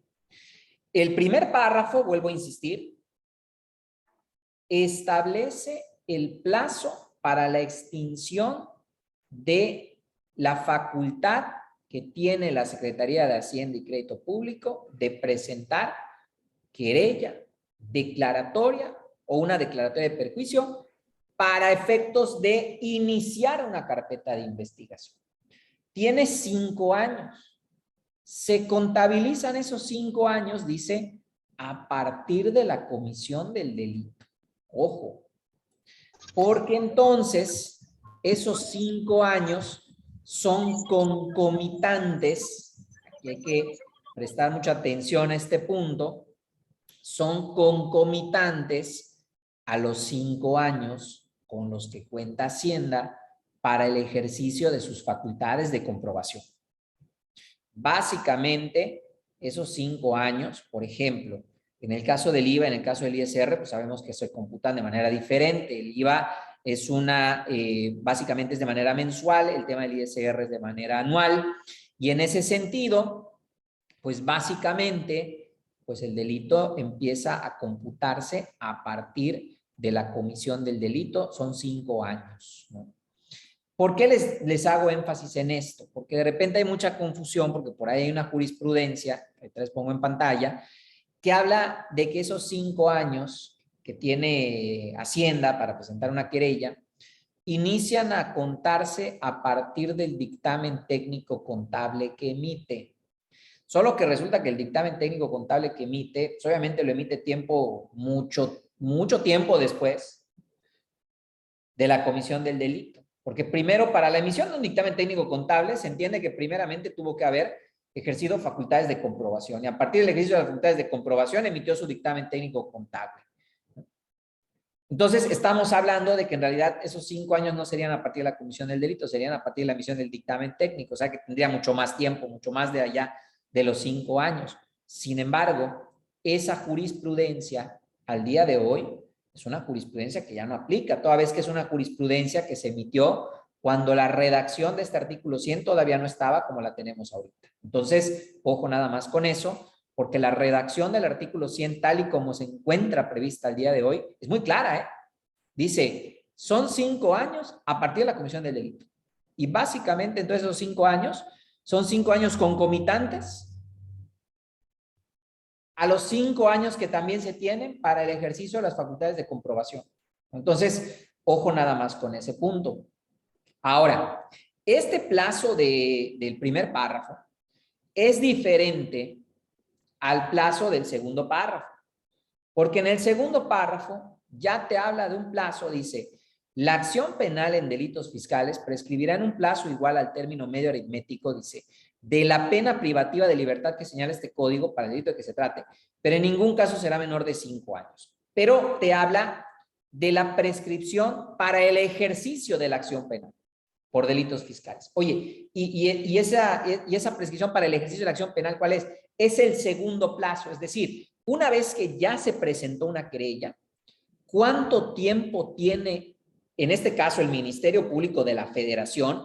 Ya no es Hacienda. El plazo del primer párrafo es para Hacienda, para que presente su querella. El plazo del segundo párrafo es para el Ministerio Público. ¿Cuánto tiempo tiene el Ministerio Público ahora para ejercer acción penal? Oye, ¿qué es eso de ejercer acción penal? Que vaya y que solicite la formulación de imputación ante el juez de control. Ese es el ejercicio de la acción penal, o es lo que equivale al ejercicio de la acción penal al día de hoy. O sea que básicamente este plazo del segundo párrafo es el plazo de que se habla cuando se trata ya del tiempo que tiene el Ministerio Público de la Federación para integrar una carpeta de investigación y eventualmente ejercer una acción penal. Es decir, es distinto al del primer párrafo. Y de hecho esta tesis, que les voy a poner ahorita en pantalla, esta que tenemos acá de un tribunal colegiado de circuito, del primer circuito, que además me parece que la ponente es la ahora consejera de la Judicatura, Lilia Mónica Benítez, que es una excelente magistrada penalista. Fíjese, lo explica muy bien, ¿no? Explica muy bien este tema de los plazos. Dice, perdón, no sé qué le apreté aquí, pero ahí está. Ok, dice el criterio que, a ver, prescripción de la acción penal en el delito de defraudación fiscal, dice satisfecho el requisito de procedibilidad, que es la querella, dice inicia el cómputo del plazo para que aquella opere. y básicamente explica esto que acabamos de decir ahorita, ¿no? Que son dos plazos diferentes y que esos dos plazos diferentes pues operan de manera distinta, ¿no? Entonces de repente hay mucha confusión. Y el criterio que ya no está vigente al día de hoy es este otro, que nos dice, este otro criterio dice, delitos fiscales perseguibles por querella, dice, para determinar el momento en que Hacienda tuvo conocimiento del delito y computar el plazo de la prescripción de la acción penal por tal motivo, se debe atender, dice, al dictamen técnico contable del Servicio de Administración Tributaria. Sin embargo, este criterio fue emitido con base en lo que el artículo 100 establecía antes de la reforma que se hizo en agosto del año 2012. Entonces, es una jurisprudencia que obviamente ya no tiene aplicación al día de hoy. Bien. Entonces, bueno, tenemos el tema de la prescripción. Hay que estar muy atentos a esta posibilidad que existe al día de hoy para la prescripción. Y por último, un tema que no podemos dejar pasar y que no podemos dejar de comentar también. Yo creo que todo mundo estamos atentos y somos conscientes de lo que en su momento fue la reforma penal fiscal del año 2020. Sabemos lo agresiva que fue esta reforma. Sabemos, pues ahora sí que las distintas armas que se le dieron procesalmente hablando, tanto al Ministerio Público de la Federación como también a la Secretaría de Hacienda y Crédito Público para el procesamiento de delitos fiscales. Mucho se ha comentado al respecto, mucho se ha hablado sobre la posible inconstitucionalidad de esta reforma, etcétera. Hay un par de acciones de inconstitucionalidad que todavía están pendientes de resolverse en la Corte, que son la 130/2019 y la 136/2019, que básicamente lo que ambas acciones de inconstitucionalidad impugnaron, pues fue básicamente distintos aspectos de lo que fue la reforma penal fiscal. Y en realidad, esa discusión, digamos, o ese debate de la Suprema Corte de Justicia de la Nación para resolver estas dos acciones de inconstitucionalidad ya iniciaron, ¿no? O sea, ya hubo una primera discusión de la Corte, hubo una primera decisión, de hecho, ya que se ha tomado, y básicamente lo que hasta la fecha conocemos que la Corte ya ha dicho en relación a este tema, pues es en torno a dos artículos que ya fueron calificados como inconstitucionales derivados de la reforma penal fiscal, que básicamente fueron el artículo 5, fracción 13ª de la Ley de Seguridad Nacional, que es el artículo que califica a los delitos fiscales como delitos que atentan contra la seguridad nacional. Entonces, este artículo ya fue calificado como inconstitucional.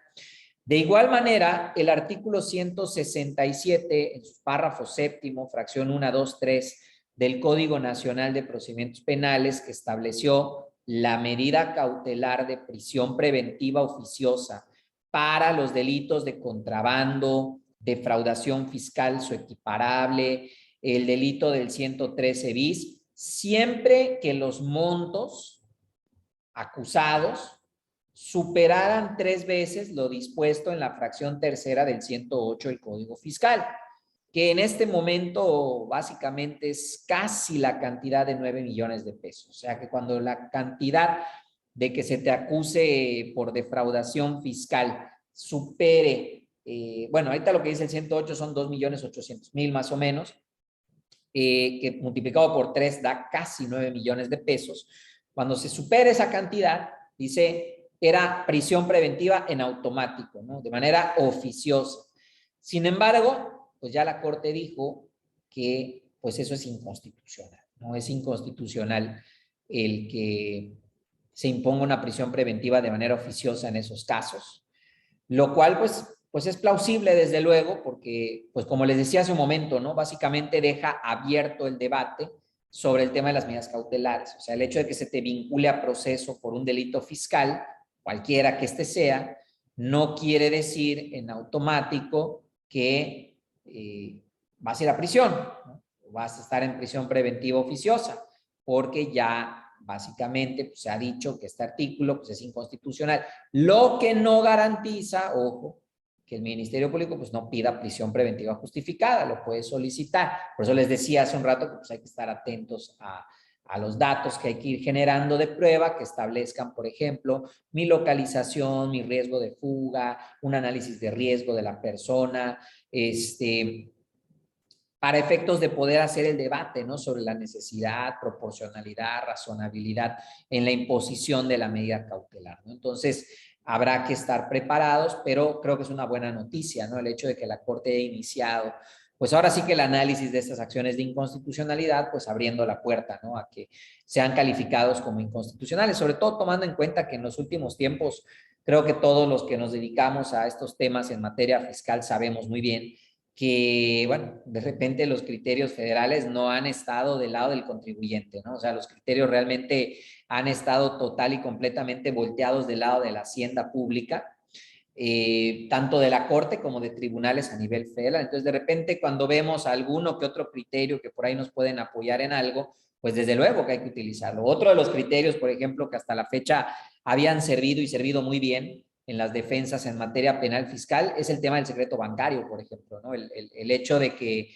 para poder acceder a información establecida en cuentas bancarias de una persona, necesariamente se requiera un control judicial, ¿no? Y veíamos cómo pues, el Ministerio Público de la Federación muchas veces no requería ese control judicial, simplemente pedía la información a la Comisión Nacional Bancaria y de Valores, se le proporcionaba y entonces lo que se hacía en audiencia era decir que esa era prueba ilícitamente obtenida por no haber observado las formalidades esenciales para su obtención, que era el haber pedido un control judicial. Entonces, por supuesto que el tema del secreto bancario fue uno de los mecanismos de defensa que pues ahora sí que mayores frutos rindieron. En mi caso, por ejemplo, inclusive hasta un amparo así se ganó precisamente por lo mismo, ¿no? Porque como no había habido licitud en la obtención de el dato de prueba consistente en información de cuentas bancarias de un contribuyente y como resultaba que de esas cuentas bancarias del contribuyente estaba el objeto material del delito y como no se podía acreditar el objeto material del delito, pues entonces no había delito, ¿no? Entonces básicamente ahí pues ese fue uno de los temas que en uno de los amparos que tuvimos ya hace algunos años, hace unos 3 años más o menos, precisamente fue pues digamos el argumento pues ganador, ¿no? El problema radica que al día de hoy sabemos también que la Corte, y de hecho por acá creo que lo tengo, pues la Corte le ha estado paulatinamente dándole vuelta a este asunto, ¿no? Aquí, por ejemplo, este criterio, que también ya recientemente la Corte emitió, dice así, fíjense cómo dice las facultades, o la facultad dice, de las autoridades hacendarias federales, dice, para requerir información con fines fiscales sin autorización judicial, dice, no vulnera el derecho a la privacidad de las personas, ¿no? Y básicamente, en esto lo que la Corte está diciendo es que al día de hoy, Hacienda no necesita pedirle permiso a un juez federal, para poder acceder a la información en cuentas bancarias de un contribuyente. El problema de este criterio, uno podría estar de acuerdo en decir, bueno, es que pues sí, la realidad es que el Código Fiscal, pues dentro de lo que son las facultades de comprobación con que tiene o con que cuenta Hacienda, pues una de ellas es esta, ¿no? Que pueda acceder a información de cuentas bancarias sin pedirle permiso a un juzgador.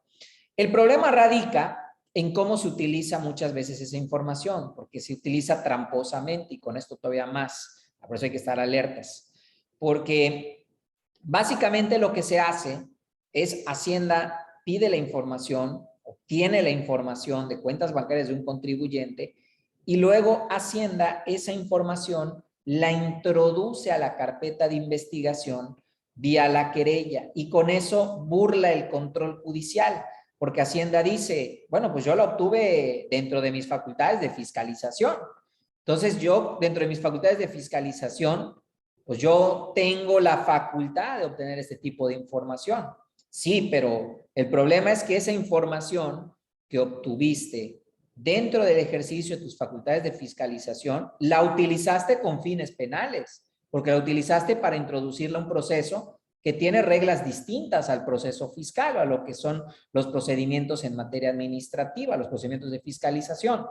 Pero, pues en este caso vemos que aquí la Corte pues ya le abrió la puerta, ¿no? En este caso a Hacienda a poderlo hacer. De hecho, los últimos 2 párrafos, fíjense cómo dice. Dice, el alto tribunal determinó que la solicitud de información financiera, dice, por parte de las autoridades hacendarias, no constituye una técnica de investigación relacionada con un proceso penal, dice, sino una actuación administrativa para fines de comprobación del cumplimiento de las obligaciones fiscales, dice. Por lo que no resulta arbitraria, dice, pues debe estar debidamente fundada y motivada. Y de esta manera, a partir de la información remitida, dice, la autoridad puede acudir al Ministerio Público para denunciar hechos posiblemente constitutivos de delitos. Y luego dice, la decisión es consistente con lo que recientemente resolvió la primera sala, dice, en la contradicción de tesis tal, en la que determinó de manera análoga que la autoridad hacendaria puede exhibir ante la autoridad ministerial información bancaria proporcionada por la Comisión Nacional Bancaria sin control judicial previo como fundamento de una querella por delitos fiscales. O sea, básicamente aquí la Corte lo que nos está diciendo casi es, pues si ya lo dije para el proceso antiguo, como por qué no lo podrías hacer para el proceso penal acusatorio y adversarial, ¿no? Entonces, bueno, habrá que ver de qué manera evoluciona obviamente estos criterios y sobre todo cómo en la praxis esto va a impactar, pero obviamente pues no son buenas noticias para la defensa, ¿no? O sea, vemos que evidentemente las garantías se reducen, ¿no? Y por ende las estrategias de defensa tienen que ser más precisas, ¿no? O sea, tienen que ser más precisas, tienen que ser estrategias de defensa más audaces, ¿no?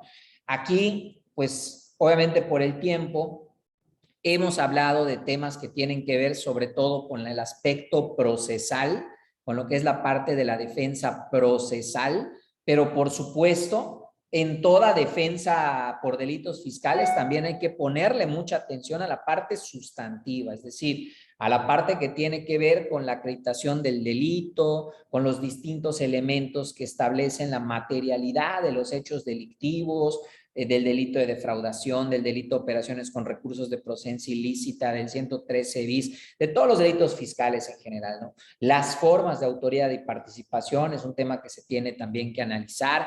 En los casos de procesos penales para personas jurídicas, el compliance es un elemento central para la defensa de las personas jurídicas. Por esa razón, al día de hoy, muchas empresas están volteando a ver a la necesidad de ir generando sus propios mecanismos internos de control en materia penal, pero también en materia tributaria. Un programa de compliance eficaz para una persona moral que le pueda verdaderamente servir para acreditar pues ese debido control organizacional no se agota de ninguna manera solo con la vertiente penal. Forzosamente las vertientes laboral y tributaria principalmente son temas que se tienen que llevar de la mano en todo proceso, programa de cumplimiento normativo que se elabore y se implemente dentro de una empresa. No se puede dejar de lado el tema penal, el tema fiscal y el tema laboral. Si a eso le agregamos ya otro tipo de temas, como el tema ambiental, el tema de protección de datos, el tema corporativo, bueno, eso pues obviamente viene a robustecer, ¿no? Que pues una empresa cuenta con un debido control organizacional de manera integral. Pero si ustedes me dijeran en este momento en qué se tendría que centrar una empresa para ir generando sus propios mecanismos internos de control organizacional, yo les diría en el tema fiscal, en el tema laboral y en el tema penal. Esos son los 3 aspectos que me parece al día de hoy las empresas tendrían que estar poniendo especial énfasis, sobre todo si nos damos cuenta que en efecto, pues al día de hoy Hacienda está haciendo uso de estas facultades que la ley ya le da, ¿no? Oye, si la ley me dice que puedo presionar al administrador de la empresa, pero también puedo presionar a la empresa en sí, y el presionar a la empresa, voy a presionar automáticamente a los miembros del consejo de administración, a los socios, a los accionistas, o sea, voy a meter al brete a más personas.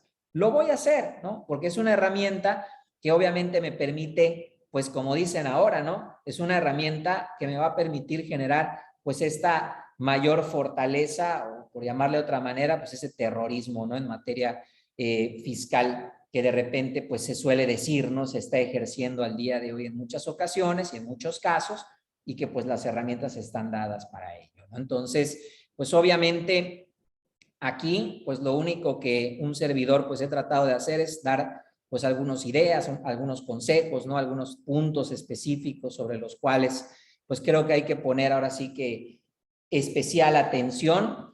Sin embargo, bueno, pues evidentemente el tiempo pues se nos agota y como les había yo dicho también, pues quiero dar oportunidad a que puedan haber dudas, puedan haber preguntas, comentarios y demás, ¿no? Entonces, pues por lo pronto, por mi parte, esta sería mi exposición. Aquí les comparto, como siempre, pues lo que son mis cuentas de redes sociales, mis cuentas en mi correo electrónico, las cuentas de mi despacho, etcétera. Muchísimas gracias, por supuesto, Luis Miguel, nuevamente por la invitación y quedo atento a las dudas, preguntas que puedan haber. Muchas gracias.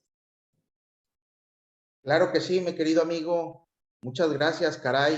Híjole, en esto tan sola hora, 15, 20 minutos, todos los temas que abordaste, amigo, esa vocación de maestro te sigue, porque los temas penales, aquí tenemos, a ver si podemos ver la imagen completa de los ponentes, a ver cómo al grupo de staff. Creo que aquí está, creo que ahora sí ya puedes. Ok, sí, para ver de manera general, gracias, amigo. Digo, de por sí los temas fiscales son sumamente especializados, ¿no? Ahora, los penales fiscales ya ni hablamos, son más, y bueno, abordar estos temas especializados, digo, a mí en lo particular me apasionan muchos de esos temas y estoy seguro que veo muchos colegas, muchos son abogados, otros son contadores abogados, otros son contadores, pero creo que la forma en que nos llevaste a través de tu exposición fue muy clara, muy sencilla y muy objetiva. Entonces, en honor a la verdad, como dicen por ahí, te sacaste un 10. Porque Gracias, gracias. En poco tiempo nos ilustraste de los temas penales, hablaste del 92, que no es tan sencillo, hablaste del 100 de Código Fiscal también, que también está dividido en dos partes, una por parte, la parte administrativa y lo otro por la cuestión del ejercicio de la acción penal, y bueno, de repente ese 100 causa serios problemas. Serios problemas. Sí, claro, en la práctica causa serios problemas, pero bueno, lo has abordado muy sencillo, pues entendible, bastante comprensible. Tengo algunas preguntas en el chat, amigo. No sé si tú gustas que yo las lea o no sé si tú las quieres leer personalmente. Como ya las vi. Están aquí en el chat, ¿verdad? Ajá, está en el chat. Igual, como tú gustes, ¿eh? Perfecto. No, pues aquí las vamos rápidamente, las vamos filtrando. Vamos a ver. Saludos, veo saludos también por acá. Muchas gracias. Alicia, Gustavo. A ver, vamos a ver. Guillermo. Dice Guillermo Zúñiga. El debido control. En sí, ¿qué es el debido control en su organización? No queda indefinido el concepto. Ok. Bueno. Sí y no. Ahí te va. ¿Qué sucede? Sucede que efectivamente el término que se introduce en el Código Nacional de Procedimientos Penales básicamente abre la puerta, ¿no? a discutir al día de hoy el tema del compliance. La realidad es que si no le quieres llamar compliance, porque de repente el término compliance puedes decir, oye, ¿dónde está el compliance regulado? Y te das cuenta que pues, en realidad no está regulado en ningún lado, ¿no? De entrada no podría estar regulado en ningún lado porque pues habría que traducirlo en primer lugar, ¿no? Compliance es un anglicismo, entonces el cumplimiento, ¿no? Sería el término de nuestro idioma. No está regulado en ningún lado. Ahora, el que no esté regulado como tal la figura en ninguna parte no quiere decir que las empresas no conozcan cuáles son sus obligaciones normativas de las cuales pudiesen ellos llegar a ejercer un debido control organizacional. Es decir, y me explico, por ejemplo, un restaurante, un hotel, una estación de servicio de gasolina, un despacho jurídico, ¿no? Cada una de ellas son personas jurídicas cuyo marco normativo regulatorio les impone diversas obligaciones, atendiendo pues obviamente a sus giros, ¿no? A sus unidades, a sus distintas actividades, ¿no?, que tienen que desarrollar pues, en su día a día, ¿no? Pero tienen una serie de obligaciones que cumplir, normativas, en el ámbito tributario, en el ámbito laboral, en el ámbito administrativo, en el ámbito anticorrupción, en temas de datos personales. Entonces, básicamente el debido control organizacional a que alude el 421 es un concepto que tiene que ver precisamente con la manera en que las empresas cumplen ese debido control organizacional, es decir, cumplen con ese marco normativo que regula la actuación de esa empresa, ¿no? Entonces, si no le queremos llamar compliance, no hay ningún problema, no le llamemos compliance, llamémosle debido control o llamémosle como le llama el Código Penal de Quintana Roo, que aquí Alejandro Veo nos lo cita en el chat, que básicamente hace alusión también al Código Penal de Quintana Roo. El Código Penal de Yucatán también lo hace. La Ley General de Responsabilidades Administrativas son leyes que ya regulan en cierto modo el debido control organizacional, pero independientemente de ello, las empresas saben y conocen perfectamente cuáles son sus obligaciones, y cuando se habla de un debido control organizacional no es ni más ni menos que ello. De hecho, y digo, no me metí hasta ahí, pero bueno, aprovechando la pregunta lo voy a comentar. Cuando se habla de debido control organizacional en un proceso penal contra una persona moral, hay que tomar en consideración al debido control organizacional como un elemento normativo que forma parte de la tipicidad. Es decir, básicamente, el elemento normativo, ¿cómo se define? Como aquellos elementos que se desprenden de la totalidad del ordenamiento jurídico y que básicamente me ayudan a comprender o a darle contextualización al precepto normativo que rige el tipo penal en este caso, ¿no? Entonces, en este caso, para los casos de personas jurídicas, cuando hablamos de un debido control organizacional, estamos hablando de un elemento normativo, ¿no? Entonces, claro, insisto, ese elemento normativo va a depender del tipo de empresa. No es lo mismo las obligaciones que tiene una empresa del sector automotriz que una empresa del sector hotelero, ¿no? Por poner un ejemplo. Entonces son obligaciones diferentes. A ver, vamos a seguirle por acá. Alejandro, bueno, aquí nos cita, efectivamente, artículo 25 de la Ley General de Responsabilidades Administrativas, por ejemplo, da pautas de debido control. A ver, implicaciones tendría el hecho de no recibir el perdón por parte de la autoridad fiscal. Lo que comentábamos, hay que pelearlo, ¿no? O sea, hay que pelearlo, hay que pedirle al juez de control. O sea, el imputado tiene la facultad de ir y pedirle al juez, oye, señor juez, es un escrito sencillo que se le presenta al juez de control y se le dice, solicito la realización de audiencia para pedir sobreseimiento del proceso. Se convoca audiencia y en audiencia se hace valer que con fundamento en lo establecido en el 92, párrafo quinto del Código Fiscal, toda vez que ya pagaste, pues básicamente lo que se te estaba imputando con recargos, actualizaciones, ya cumpliste el supuesto, ya reparaste el daño por el delito, solicitas el sobreseimiento, solicitando se haga una interpretación conforme de ese 92. ¿Por qué? Porque en principio ese 92 pareciera ser que solo Hacienda lo puede invocar, ¿no? Pero ya dijimos, el Código Nacional, si ustedes revisan el artículo 10 del Código Nacional, habla de la igualdad de armas, pero no solo el Código Nacional.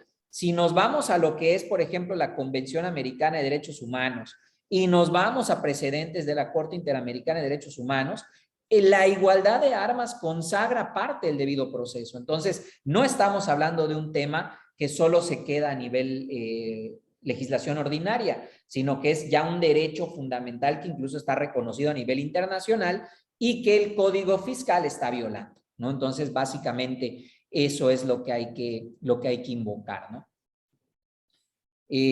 Dice Ignacio, nos referente al control difuso de convencionalidad, es correcto, ¿no? En estos casos habría que solicitar un control difuso de constitucionalidad. A ver, vamos a seguirle por acá. El dictamen se puede hacer de manera simultánea con el acto administrativo, es correcto.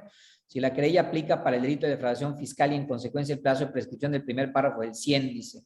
¿Qué sucede con los otros delitos fiscales que son de oficio? Por tanto, aplicaría el plazo del segundo párrafo del artículo 100 del Código Fiscal. No porque al final, más bien, ojo, no el del segundo párrafo del Código Fiscal, sino que ahí ya aplicarían las reglas del Código Penal Federal. Como el Código Fiscal Federal no habla sobre qué sucede con la prescripción del derecho a presentar, en estos casos, denuncia de oficio por delitos fiscales, no lo dice expresamente el Código Fiscal, entonces ya nos vamos a la regla general, que la regla general es la del Código Penal Federal. Entonces habría que acudir al Código Penal Federal.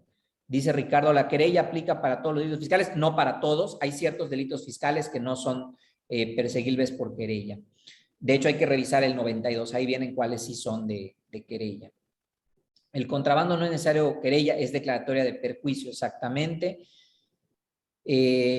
Bueno, pues muchas gracias por los comentarios. A ver, por acá dice Armando, en relación al artículo 110, fracción quinta, último párrafo del Código Fiscal, debe estar contenido en el catálogo que indica el 421 en correlación con el 11 bis. Sí, tiene que estar. Como no se encuentra el 110, si se pretendiese imputar ese delito a una empresa, lo que hay que decir, en ese caso, en el ejercicio de defensa, en el ejercicio argumentativo de defensa, es toda vez que el delito que se pretende imputar a la persona jurídica no se encuentra contenido en el catálogo de delitos que para personas jurídicas contempla el 11 bis del Código Penal Federal, en atención a lo que dispone el 421 último párrafo del Código Nacional, no ha lugar o no debería haber lugar a ejercer acción penal, a vincular a proceso, según sea el momento, ¿no? En donde se haga valer el argumento, ¿no? Y de hecho, como les comentaba, este es un argumento que ya, de hecho, incluso hay amparos que ya se han resuelto.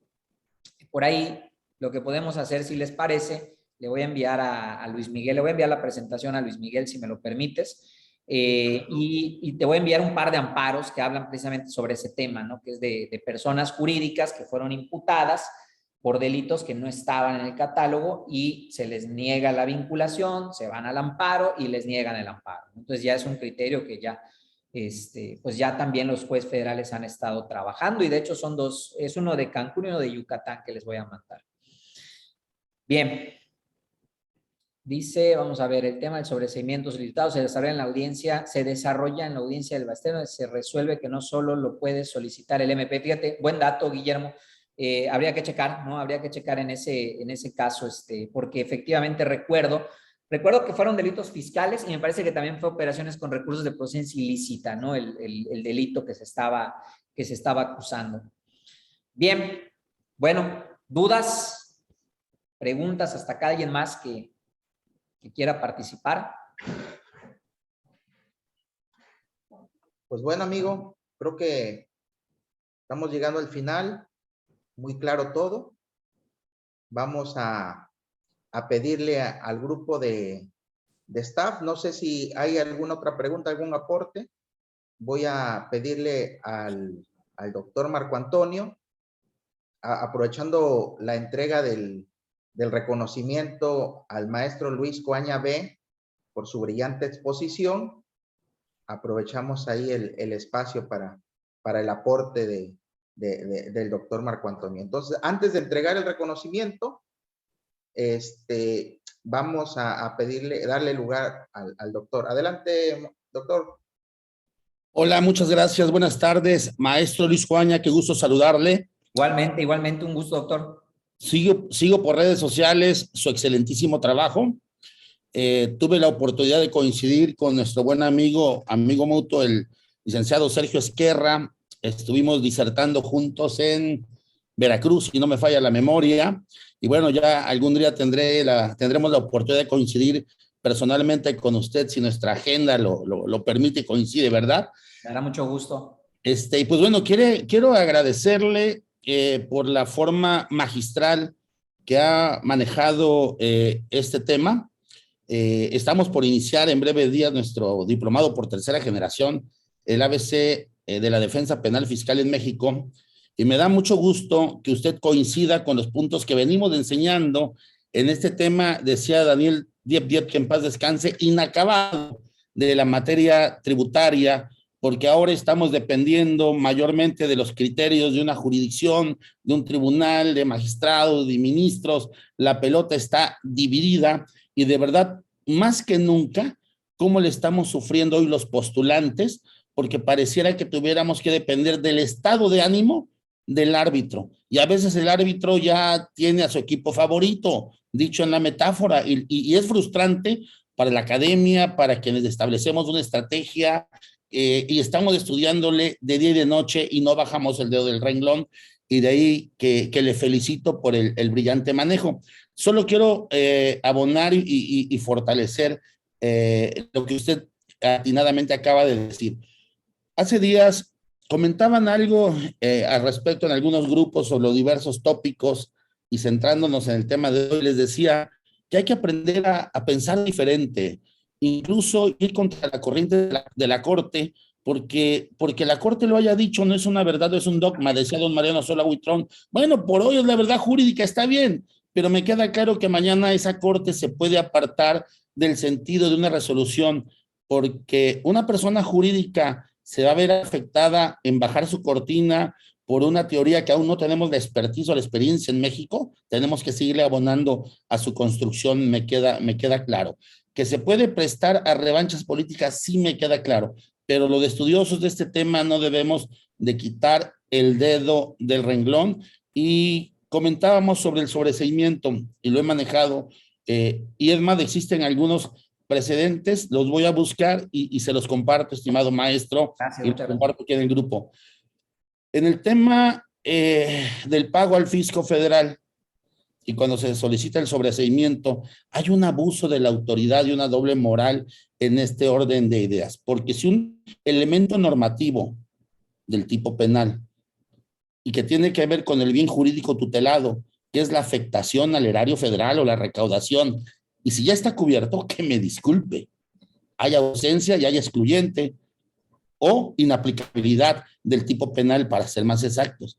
Hay que insistir hasta el cansancio en este orden de ideas, porque si el bien jurídico tutelado está cubierto, no hay lugar a materialización del delito. Entonces me encantó eso que usted dijo, como dijeran en la Corte, en lo general y en lo particular. Muchas gracias, querido maestro. Y pues bueno, brillantísimo, nos dejó usted bastantes ideas para seguir fortaleciendo y construyendo a la defensa de las personas jurídicas y contribuyentes, personas físicas de México. Entiendo lo que decía Guillermo Zúñiga, porque al buen maestro Guillermo Zúñiga, alumno muy brillante de nuestros diplomados, le brilla la ardilla sobre el control organizacional. Sí me queda claro por dónde fue esa pelota. A ver, esto es un juicio de valores. ¿Para quién es un adecuado control organizacional? ¿Para quién no? ¿Para quién es un deficiente? ¿Para quién lo aplicó bien o lo aplicó indebidamente? Pero ojo, estamos en pañales, pero para allá vamos. Eso me queda clarísimo. Pero ojo, si un operador jurídico dice, pues a mí me vale, no lo aplicaste y allá te peleas. ¿Y con qué experiencia nos respaldamos? Me queda claro, al final del día, mi querido Guillermo, eso es lo que querías oír. Perdónenme lo coloquial. Si lo hiciste a 2 o 3 chiles, probablemente te pueda servir, probablemente, para atenuar el dolo, probablemente. Pero hay que pedirle al maestro Luis Cuaña que nos siga enseñando de estos temas para llevar algo bonito y no dar pena en tribunales. Ahora sí le doy su reconocimiento, maestro. No había tenido la oportunidad de interactuar personalmente con usted, pero no quise dejar pasar esta oportunidad y al mismo tiempo agradecerle la distinción de su tiempo. Al contrario, muchísimas gracias, doctor, y ahora sí que muy agradecido con la invitación de su parte, de parte de Luis Miguel, de parte del grupo que usted encabeza. También lo sigo muy atentamente en redes sociales, por supuesto aprendemos también, pues ahora sí que de la comunidad, porque fíjense que algo que me da muchísimo gusto, yo como les dije al principio, ¿no? Yo me considero más bien un abogado penalista más que fiscalista, pero algo que me da muchísimo gusto en la comunidad fiscalista es que la veo una comunidad muy unida y muy interesada en los temas, ¿eh? A diferencia de lo que sucede en otro tipo de comunidades jurídicas, ¿no? Que de repente los celos y demás. Aquí yo veo una comunidad muy unida y a mí me da muchísimo gusto, ¿no? Poder participar con ustedes, poder interactuar, por supuesto, en este tipo de eventos y bueno, pues estamos a la orden. Muchísimas gracias. Adelante con el reconocimiento para el Pues maestro. antes de darle el reconocimiento al maestro Luis Cuaña, le vamos a pedir a la licenciada Laura Holguín que en su momento se ponga de acuerdo en contacto con el maestro Luis Cuaña, si nos los permite, y a ver si nos puede honrar con un módulo en este diplomado que vamos por tercer año consecutivo y a la gente le ha fascinado. Y la verdad que calidad como el ponente que hoy nos acompaña, nuestros amables seguidores que hoy nos escuchan, yo estoy seguro que van a querer oír un poquito más y a lo mejor ahora sí con más carnita en el tema por el tiempo y el espacio. No, encantado, encantado. Mi querida Laura, abusando de su amabilidad, maestro. Adelante, encantado. Perfectísimo. Ok, entonces, a ver si me hacen un poquito más grande, porque ya eso que se llama bola de años. Ok, ya lo vi. Pues bueno, Grupo Holguín, Instituto de Capacitación, en la Semana del Abogado, otorga el presente reconocimiento al maestro Luis David Coaña B por su valiosa y extraordinaria participación como expositor con el tema Estrategias de Defensa Penal Fiscal Efectiva para Empresas. El conocimiento se logra mediante el estudio, pero las habilidades con la práctica. Firma nuestro director general del instituto, el doctor Luis Miguel Holguín Martínez, director general de nuestro grupo Holguín, Instituto de Capacitación AC. Pues maestro, muchas gracias. Como dijo nuestro buen amigo, el expositor de hace días del doctor Silvino Vergara, que hay gente el Día del Abogado que lo festeja con una comida. Nosotros estamos festejando, estudiando, ya llegará el tema que le pongamos mezcal o tequila al tema, pero hoy nos estamos preparando. Mi querido maestro, algunas palabras con las que quiera usted cerrar y después vamos a abrir los micrófonos para darle un aplauso muy nutrido que lo tiene más que ganado. Muchísimas gracias, al contrario, ahora sí que de mi parte únicamente pues agradecerles desde luego la invitación. Como les dije, encantado de poder participar con ustedes en eventos, pues ahora sí donde ya tengamos un poquito más de tiempo y más de calma, ¿no? Para ir analizando los temas, pues como debe ser, ¿no? De manera desmenuzada, de manera pausada, reflexionando, debatiendo, que creo que eso también es lo muy enriquecedor, ¿no? En este tipo de eventos, cuando se puede compartir, ¿no? El debate y podamos opinar. Entonces, por mi parte, encantado, me voy muy contento con el evento del día de hoy y pues seguimos en contacto, no me despido. Tuvimos casa llena, maestro, ¿eh? Toda la charla, tuvimos casa llena. Estupendo, estupendo, ¿no? Pues enhorabuena y muchísimas gracias a todos y cada uno de los asistentes. Para todos nuestros participantes, vamos a estar subiendo las charlas de la Semana del Abogado al canal del Instituto de YouTube. Ahí nos pueden seguir, ahí van a estar las charlas, ya se subieron las charlas de la Semana del Contador que llevamos en mayo y se están subiendo las charlas de la Semana del Abogado. Así que pueden ahí escuchar, le ponen pausa, un cafecito, para los temas de repente que se nos complican algunos. Te voy a volver a tomar. Pero La van a subir a una plataforma. Sí, a una plataforma va a estar.